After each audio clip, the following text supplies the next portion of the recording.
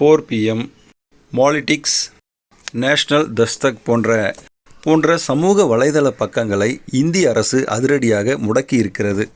இந்த சேனல்களை இந்தியாவில் பார்க்க முடியாது, வெளிநாடுகளில் வேண்டுமானால் பார்க்கலாம்.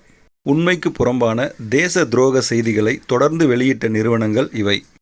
நாட்டின் பாதுகாப்புக்கு அச்சுறுத்தலை ஏற்படுத்தும் வகையிலோ, கலவரத்தை தூண்டும் வகையிலோ, மத மோதல்களை தூண்டும் வகையிலோ, குறிப்பிட்ட சமூகத்தை மட்டுமே விமர்சித்து வந்த இந்த சேனல்கள் அதிரடியாக முடக்கப்பட்டிருக்கின்றன. உடனே கம்யூனிச தேச விரோத சக்திகள் இந்தியாவில் பேச்சு சுதந்திரம், கருத்து சுதந்திரம் இல்லையா என்று கூச்சலிடுகின்றன. எதற்காக பொய்யையும் வன்மத்தையும் பரப்புகிறீர்கள் என்று கேட்டால் கருத்து சுதந்திரம் இல்லையா என்று இவர்கள் பிளேட்டை திருப்பி போடுகிறார்கள்.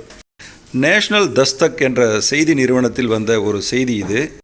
முஸ்லீம் சமூகத்தை சேர்ந்த ஒரு அக்யூஸ்டை, ஒரு குற்றவாளியை ஹிந்துவாக காட்டியிருக்கிறார்கள் பாருங்கள். இந்த பொய்யும் வன்மமுமே இந்த நிறுவனங்கள் முடக்கப்படுவதற்கு முக்கிய காரணம்.